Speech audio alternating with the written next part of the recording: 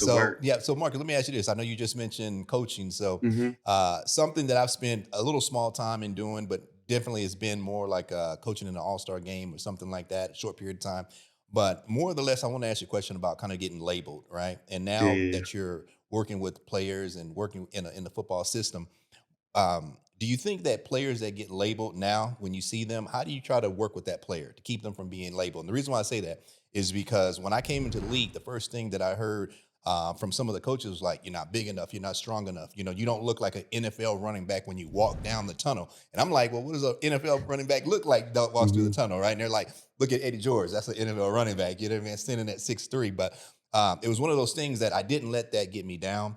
I still stayed grinding and working, and knowing when my opportunity came, I take full advantage of it. But now working with players, and you see players may get, that jacket put on them that they're this kind of player. How do you work with those players now that you've been in the league, you've seen how that goes? How do you help players like that?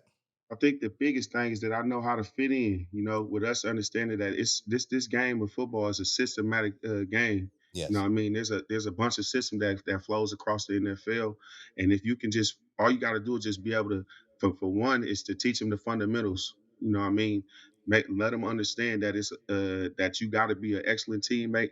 You got to be able to listen. You got to be able to communicate. And you got to be able to show effort.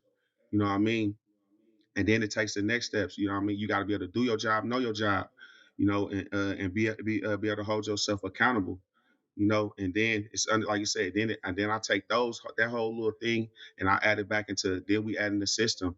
If you a 5'11", 5'9" type of slot receiver type of guy, we gonna put you on jet sweeps. We gonna get you on the perimeter, like you saying. We gonna use you in ways that I know that systematic coaches, who are understanding good players are all out there. You know what I mean?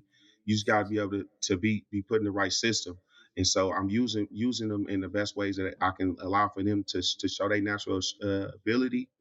And then, like you say, just holding them on account, teaching them the accountability part, teach them how to be an excellent teammate, and getting them prepared for the next level, and letting them understand that the hard work that you're gonna put in right now for you understanding who you are is going to allow for you to be able to be successful on the back end because you're going to know who you are. You're going to know how to do the certain things of how to put myself in a position so that I can win.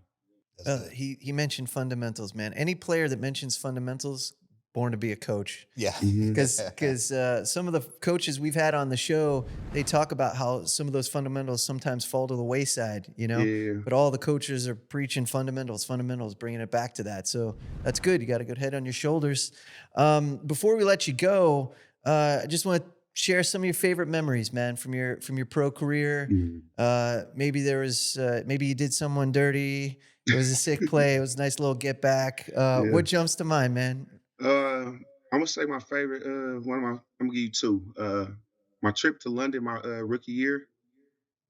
We were on the road, man. We was like we won 11 straight on the back end to get to the playoffs. Nice. And it's that trip back, man. We beat the Lions. That trip, just the plane right over there. I'm like, man, I'm about to play against Calvin Johnson. It's gonna be one of them days. I get that. I finally get Megatron. You know what I mean? And we went over there and we kind of beat them good, and we had a good trip over there. And I think just all the guys, man, of just. But for me, looking back on it, man, how many OGs I had on that team, and how much good game I was around. That trip was fun, man. I just remember Tamba walking up and down the aisles, man, helping the servers out on the airplane. It was just a good travel back. Yeah, yeah. So I just wanted to ask you a question. I know you were talking about that, but Mark had talked about one thing. I had something I wanted to ask you, and Hmm. it's more around the fact about getting fined.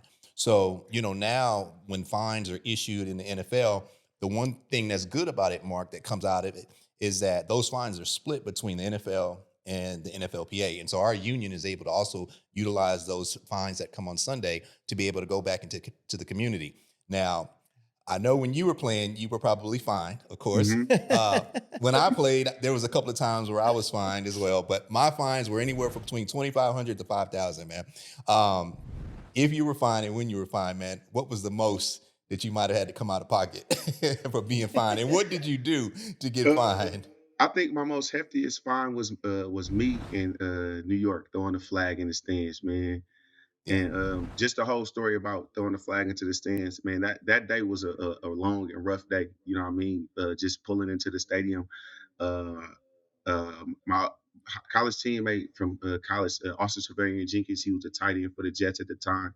He had just called me while we pulling into the stadium and told me that we lost one of our college teammates. You feel me? And I was just an emotional wreck that day, and it was just it was penalty after penalty in the red zone, and just I lost it. You feel me? And so I got suspended the next week and lost a game check. So I lost a hefty amount of dollars Oh that man. next week. Wow. So wait, not only the Full fine, game but check. also the Yeah, game I check. lost a little hefty check out there, man. Oh, Man, Yeah. now did that fan or whoever caught the flag, did they get to keep it? And then did they have you autograph it or what happened with the flag I don't know. I afterwards? don't know what happened to the flag, but I know that the ref ended up coming and see me when I was with the my last year with the Ravens, and he gave me a flag and he signed it for me. I got it in the house somewhere. Oh, that's amazing. yeah, That's yeah. cool. Yeah, Well, I have to say, man, Expensive gift though. yeah, yeah. Expensive gift. facts. What I was going to say is that I think a lot of times that, just like you said, no one knows what's really going on the inside with players. Yeah. Like even when Mhm. I got fined, I scored a touchdown. I took off my helmet. I smacked it on the ground.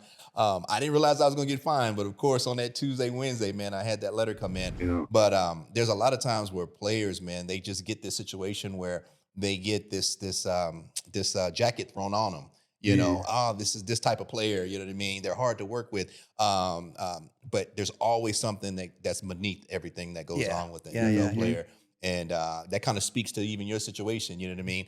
Just like even in mine. So, we just Yeah. got to continue to, And we wouldn't know unless you told us. yeah. You know what I nah, for mean? sure. Like as fans, we just see the play, as the league just sees the play, the ref just sees the play. They don't know all that stuff. So Yeah. yeah, thanks for sharing that. Well, Marcus, we want to say thank you. We got to wrap it up here, unfortunately, but pleasure to meet you. Thanks for jumping on the home stretch, man, sharing some memories. And yeah, man, we'll find some time. The three of us, we'll kick it old school. We'll do some Tecmo Bowl. All Nah, for right. sure. It's And all good. that way, Appreciate none of your us are in the time. game. Yeah. Right. I'm not in that game. Yeah, you're not in that game. I'm not in that game. He's not in that game. Those are the Yeah. real OGs. Yeah, yeah. Absolutely. All right. Appreciate it, Marcus. I appreciate it, Marcus. Breaking news from Bet365. New customers bet $5 and get $150 in bonus bets. Win or lose. Sign up, place a bet for $5 and get $150 in bonus bets. Bonus bets can be used on the spread, player props, futures, and so much more. Hey, do you have a gambling problem? Call or text 1-800-GAMBLER in Arizona, Colorado, Illinois, Indiana, Kansas, Kentucky, Louisiana, Maryland, North Carolina, New Jersey, Ohio, Pennsylvania, Tennessee, and Virginia. Or 1-800-BETS-OFF in Iowa. 21 plus only, 18 plus in Kentucky. Please gamble responsibly. Must be present in Arizona, Colorado, Iowa, Illinois, Indiana, Kansas, Kentucky, and select parishes in Louisiana, Maryland, North Carolina, New Jersey, Ohio, Pennsylvania, Tennessee, and Virginia. $10 minimum deposit required. Terms and conditions apply. In-app only.